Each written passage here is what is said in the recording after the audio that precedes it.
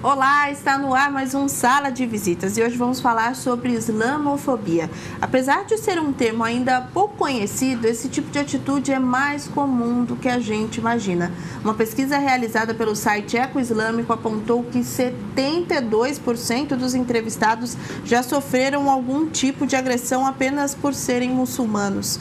E para falar um pouco mais sobre esse assunto, recebemos hoje o Sheikh Mohamed Al-Bukai. Sheikh, muito obrigada pela sua presença aqui no Sala de Visitas hoje. Eu que agradeço. Obrigado pelo convite. Bacana. E também com a gente, a antropóloga da Universidade Presbiteriana Mackenzie, Lindsay Meyer. Lindsay, muito obrigada pela sua presença, tá? Obrigada.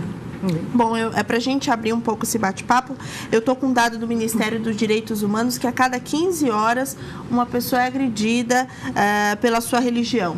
Sim. Lindsay, por que isso ainda acontece?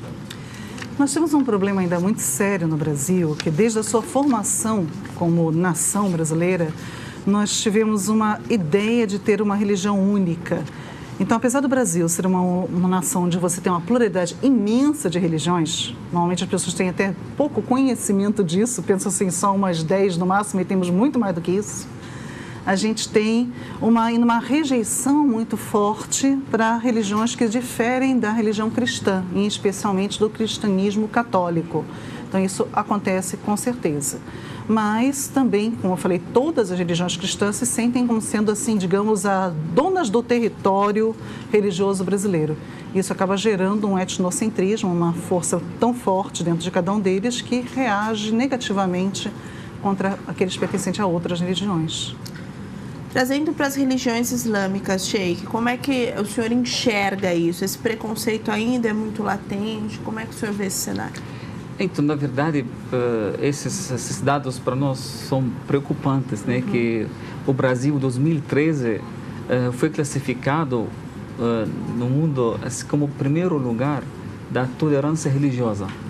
Então, daquela data para cá, vem surgindo essas novas assim nova onda, né, muitos templos foram atacados, então realmente é uma coisa que precisa ser estudada, não podemos assim voltar para trás, nós temos que ir para frente, deixar realmente o Brasil um país exemplo da convivência, tolerância religiosa, que aqui em São Paulo tem mais do que 1000 povos.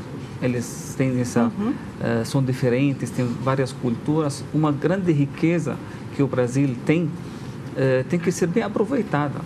Aqui, o brasileiro, o paulistano, não precisa viajar para conhecer outra cultura. Só assim, sair, pegar o carro, poderia conhecer uma mesquita, uma sinagoga. Então, um privilégio, essa divergência, multiculturalismo, isso aqui é uma riqueza que está... não pode ser uma fonte de conflito, não podemos deixar ela ser uma coisa por outros motivos, por outros assim, interesses políticos, econômicos. Esse quadro bonito de todas as culturas, todas as religiões, com essa convivência maravilhosa, tem que ser blindado aqui no Brasil. Você citou, né, Lindsay, a questão de o cristianismo, principalmente católico, é muito forte aqui no Brasil, né? Sim. E aí todas as religiões que acabam fugindo um pouco dessa cultura sofrem. Mas falando especificamente dos muçulmanos, quais são os principais motivos dessa discriminação? Desconhecimento. O principal motivo é realmente o desconhecimento, a ignorância sobre esse outro tipo de religiosidade. O Islã está presente no Brasil, só para ter uma ideia, desde o século XVII. Só que poucos até têm noção disso. Por quê? Porque ele já foi se misturando até mesmo com a nossa sociedade. E agora, após uns décadas de 90 para cá, houve um crescimento muito grande, né? No caso, tanto de mesquitas, que começou na década de 60, o início de mesquitas no Brasil, é isso mesmo, e após a década de 80 isso tem crescido. E também, claro, né, chamou a atenção da mídia mesmo o fato do atentado de 2001, de 11 de setembro. Isso acabou trazendo uma atenção maior para o mundo muçulmano, que já existia no Brasil, mas parece que ele estava convivendo muito bem com a sociedade brasileira. Né? E com essa atenção despertada, né, no caso, para esse mundo muçulmano, houve uma curiosidade muito grande, e essa curiosidade teve tanto aspectos positivos como aspectos negativos, com toda certeza. E aí você tem esse confronto, muitas vezes, pelo desconhecimento de quem é o Deus Alá, por exemplo. Qual é a diferença entre Alá e o Deus cristão? São pequenas diferenças que, na verdade, acabam criando uma intolerância ou criando uma reação muito negativa, mas justamente pelo desconhecimento, pela ignorância que se tem do outro. Eu acho interessante o que o Sheikh colocou. Seria tão fácil as pessoas visitarem uma mesquita, né? Nós temos aqui, estamos em São Paulo, aqui várias mesquitas, mas elas estão em todos os lugares do Brasil, mas as pessoas têm muito medo até de entrar numa mesquita, como se fosse um local assustador, quando é pelo contrário. Pelo contrário, temos muito a aprender, inclusive, com os muçulmanos que convivem conosco aqui. E eu vejo isso, inclusive, eu sou professora de uma universidade confessional, protestante. Nós temos professores e alunos muçulmanos, mas apesar de termos professores e alunos muçulmanos, muitos alunos não entendem o que é o islamismo, como muitos professores também não. Então a gente percebe que até mesmo dentro do mundo acadêmico ainda existe muito desconhecimento, quanto mais no senso comum. Sheikh, no cotidiano, quais são as perguntas frequentes que o senhor sente aí uma conotação preconceituosa ou até de desconhecimento das pessoas? Então, na verdade, a mídia aqui tem um papel muito grande, porque cada vez que a mídia lança uma matéria, uma coisa, aí cria uma curiosidade nas pessoas, principalmente em relação da situação da mulher e outras coisas que aparecem na mídia, e como se fossem verdades islâmicas, como são coisas da religião.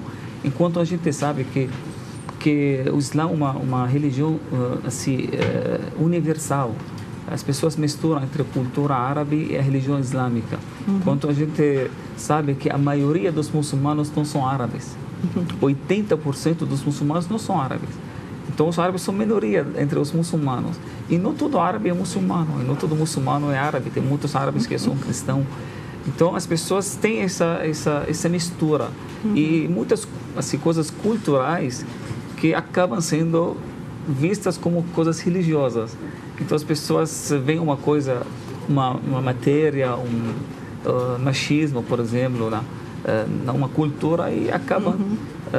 um apedrejamento de uma mulher, por exemplo. Associando isso com uma religião islâmica. Então, realmente, como o doutora falou, que a única forma a gente conhecer, o conhecimento é uma única forma para a gente tirar todas essas dúvidas, esclarecer como o Islã é uma religião realmente de origem divina. Mas o problema aqui é que não é qualquer pessoa que consegue explicar o Islã também.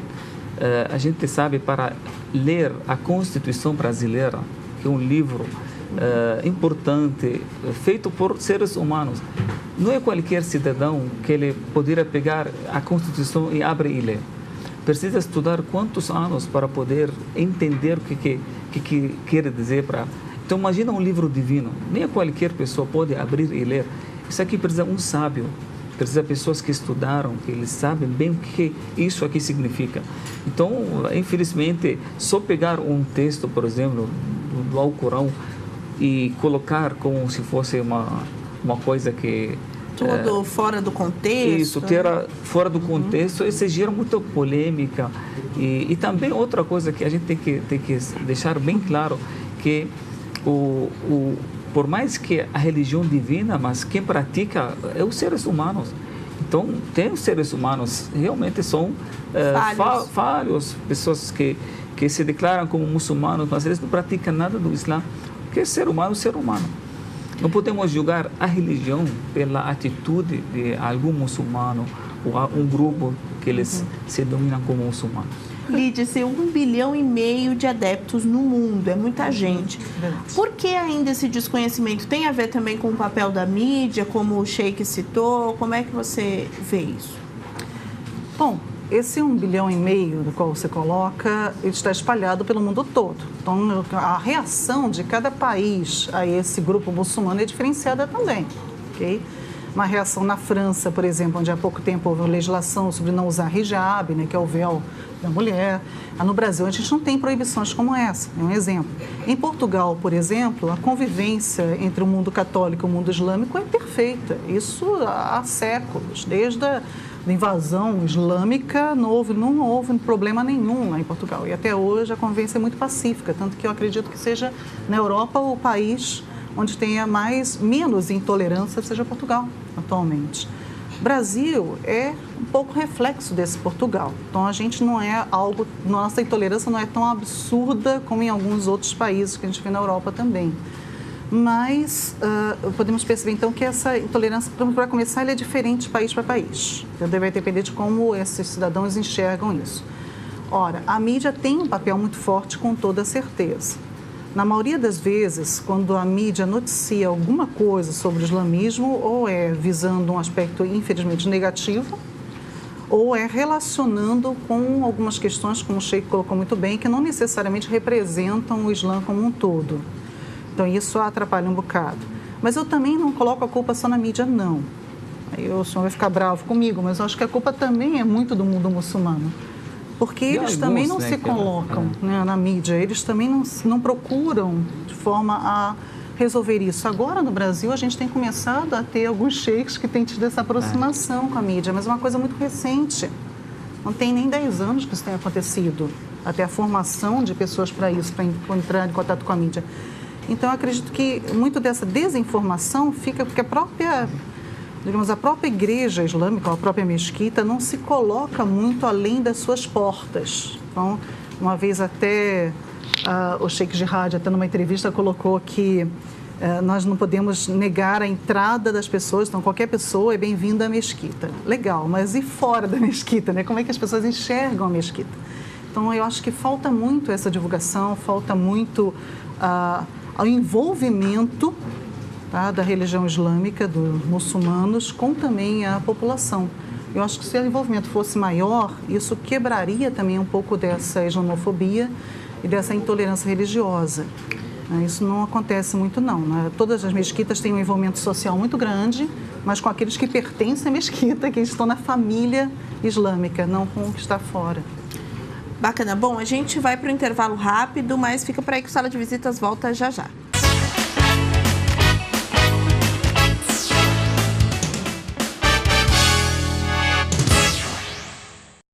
Sala de Visitas de volta, hoje falando sobre islamofobia. Eu continuo com o Sheikh Mohammed Bukai e Lídice Meia. Sheikh, a Lídice comentou um pouco sobre, talvez aqui no Brasil nós não tenhamos preconceitos tão extremos, né, ações tão xiitas aí, né, mas falando sobre vestimentas, sobre comportamentos, o senhor ainda percebe olhares de estranhamento em locais públicos? Como é que o senhor se sente aqui no Brasil? Então, esse aqui, realmente, o que mais sofrem pela essa islamofobia ou preconceito são as mulheres, por causa da vestimenta. A gente escuta muitas mulheres que são agredidas assim verbalmente. Então, realmente, atinge mais que a pessoa quando ela se identifica, né? E como a mulher muçulmana, a vestimenta faz parte da religiosidade dela, então acaba passando nas ruas e as pessoas têm aquela ideia que é a mulher muçulmana oprimida, outras coisas, aí acabam ligando uma coisa com outra. Então, realmente, esse aqui que mais... Mas como a doutora citou agora há pouco, que nós temos que levar em consideração essa diferença entre um país para o outro. Isso é muito importante, porque talvez poderia ter na Europa, por exemplo, um ligado histórico-cultural entre o mundo islâmico e a Europa em geral, que aqui a situação é um pouco diferente. Não podemos pegar e copiar tudo o que acontece lá e trazer aqui para o Brasil. E, infelizmente, isso que a gente acaba assim observando nessa nova onda a gente chama islamofobia, mas eu não gosto muito dessa expressão também, que é uma expressão porque a fobia é uma doença, né? Então é bom ligada com uma religião, mas em geral estou falando que não podemos trazer tudo aquilo que acontece lá fora e fazer uma cópia e achar que vai acontecer aqui no Brasil. Como assim, a gente vê nos últimos assim, essa época, grupos políticos que eles pegaram carona de tudo aquilo que está acontecendo lá fora na Europa e trazer aqui para fazer um discurso contra, não só extremistas. A gente sabe que os extremistas fizeram muitos danos contra a religião islâmica. Mas hoje essas pessoas estão manifestando contra a própria religião. E isso atinge todo muçulmano que vive aqui no Brasil. E enquanto isso aqui não tem esse problema que talvez pode ter na Europa, aqui não tem. Porque a gente tem que trazer tudo aquilo que acontece lá para enquanto aqui o Brasil essa convivência, como eu falei, um exemplo para o mundo. Então não podemos pegar carona e fazer discurso contra uma comunidade, contra uma religião, enquanto eles estão lutando.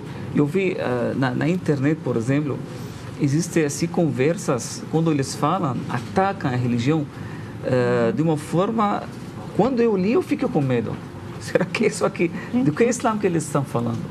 Estupro no Alcorão, coisas que eu fiquei assim com medo se as pessoas acreditam naquilo que essas pessoas estão colocando, como a situação assim, realmente uma coisa bem forte, coisa que não existe, coisa que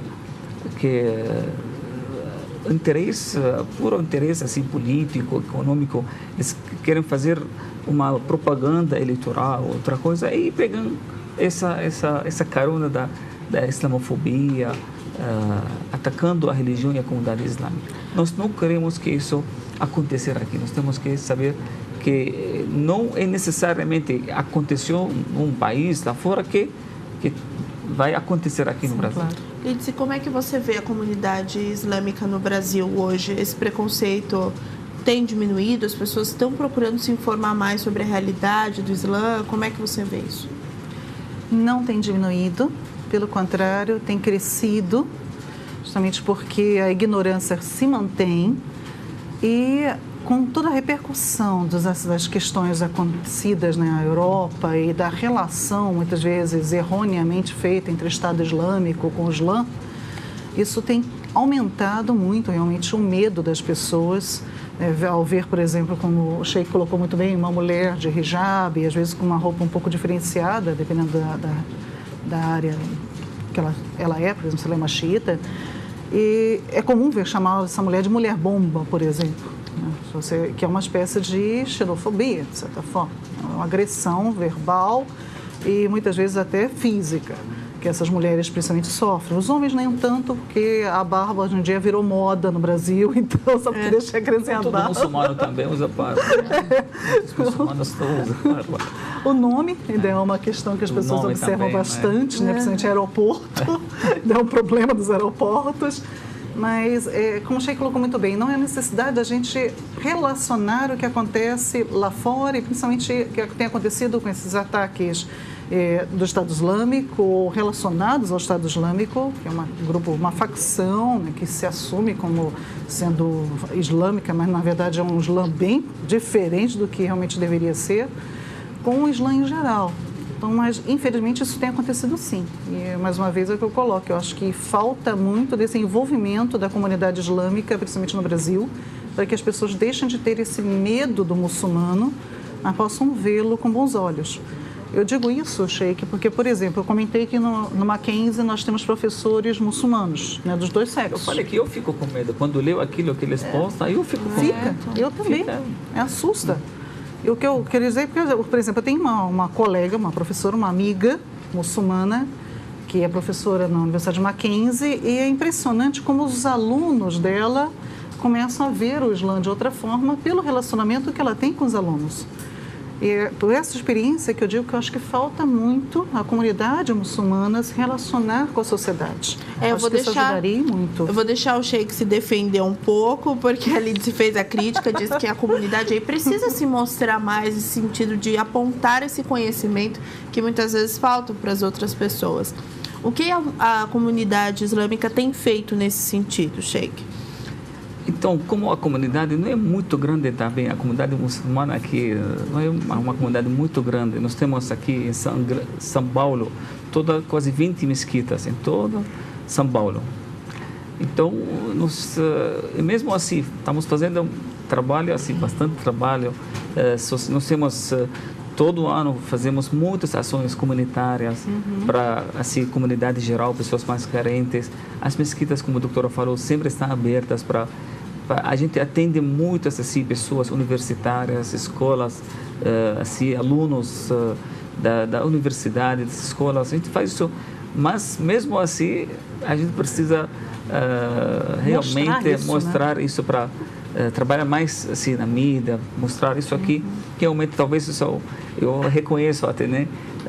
Nós temos que trabalhar mais em cima da mídia e levar esse conhecimento para todo mundo, para todos os brasileiros, que realmente aqui em São Paulo é muito comum você ter um vizinho muçulmano na sala, assim, na sala da aula, é muito comum você ver crianças assim muçulmanas também. Então nós temos que realmente levar esse conhecimento para isso não aconteça. Mas a preocupação maior, talvez, é quando esse preconceito seja feito de uma pessoa normal. Isso aqui a gente até entende, né? Falta de conhecimento, mas realmente fica mais grave quando um religioso ele se manifesta, por exemplo, faz um discurso que carrega ódio, carrega intolerância, ou fala mal de uma religião. Isso aqui fica mais grave. E fica muito mais grave também quando uma autoridade, um político, uma pessoa um policial, uma pessoa que tem autoridade executiva que faz esse tipo de preconceito. Fica muito forte, porque a pessoa que ele tem papel de te defender, aí acaba tendo essa ideia. Então, essa postura, né? Então, realmente, é uma missão, né? Um trabalho diário que a gente tem que fazer realmente para preservar a nossa comunidade aqui brasileira de qualquer doença, porque intolerância, preconceito são doenças sociais. Islamofobia, aliás, uma expressão que não nasceu no mundo islâmico, nasceu na Europa, nasceu na Inglaterra, quando um grupo de políticos, né, eles queriam defender uma sociedade multicultural e defender a liberdade religiosa, eles quem começaram a usar essa expressão para alertar a comunidade lá naquele país para não cometer preconceito contra a comunidade islâmica, e acabam criando esse. E depois do 11 de setembro, aí depois ficou crescendo cada vez mais com esses ataques agora com o Estado Islâmico, esse grupo criminoso que eles estão fazendo também em nome que hoje não existe mais. A gente quer ver, cadê esse Estado Islâmico? Ele não existe, desapareceu. Então são mercenários que eles trabalham e recebem e vai embora para outro lugar. Agora vai aparecer, não sei onde que eles vão aparecer. Não tem nada a ver uma coisa com a outra. Lídice, a gente está se encaminhando para o final do programa. Foi aprovado do Senado o Estatuto da Imigração, né? Aguarda a sanção do presidente Michel Temer. Como é que você acha que esse estatuto, esse documento pode melhorar um pouco a situação dos muçulmanos aqui no país? Como é que você vê esse documento? Sim, porque esse documento abrange, inclusive, muçulmanos que vêm da África, né, que é o que a gente tem recebido muito atualmente, né? E voltando para o que o Sheik colocou, né, cria-se muito essa ideia de que muçulmano é árabe. Não, o mundo muçulmano é muito maior do que isso, né? E toda essa imigração africana que a gente tem tido de um tempo para cá, a maioria deles são muçulmanos. E isso tem gerado também uma dificuldade muito grande da recepção dessas pessoas, porque não temos também muitas entidades que absorvem. Que é um papel que a comunidade aqui, as mesquitas, eles fazem bastante, né, de acolhimento dessas pessoas. Sim, tem se criado salas de oração só para essas pessoas, né, na cidade nós temos algumas. Mas isso, como eu falei, acaba gerando também uma desconfiança de quem são esses, de que eles têm uma vestimenta diferenciada, eles já chegam com essas roupas mais muito ligadas a esse mundo muçulmano, africano, e isso causa também um estranhamento para o brasileiro.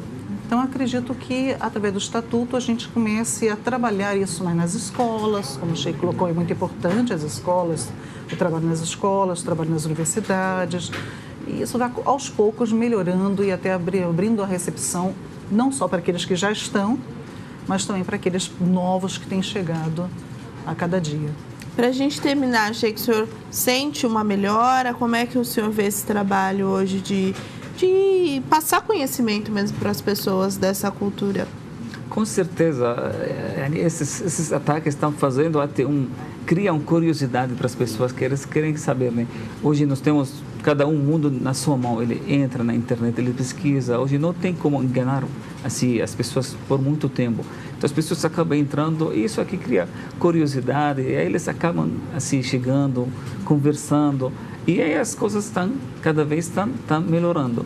E realmente eu quero deixar assim bem claro para todas as pessoas, para o povo brasileiro, né, que o Islã é uma palavra que significa paz. Que o muçulmano, quando encontra o seu irmão, ele fala Assalamu alaikum, que a paz esteja convosco. A paz é um símbolo da nossa religião. Nunca poderia ser uma fonte da fobia ou terror. Ao contrário, onde eu tenho o Islã, existe paz. E aqui a comunidade islâmica tem contribuído muito na construção desse país, dessa cidade, de São Paulo. Então, não podemos estragar isso aqui de uma onda de algumas pessoas que têm interesse, né, que nós temos que blindar isso, proteger essa sociedade e sempre nós vamos ter bom resultado. Então, muito obrigada, eu queria agradecer muito a presença de vocês nesse bate-papo, foi muito importante, eu acho que passou um pouquinho de conhecimento para vocês e a gente agradece, claro, a sua presença, a sua companhia e te espera no próximo programa. TV Câmara São Paulo, a política da cidade passa por aqui.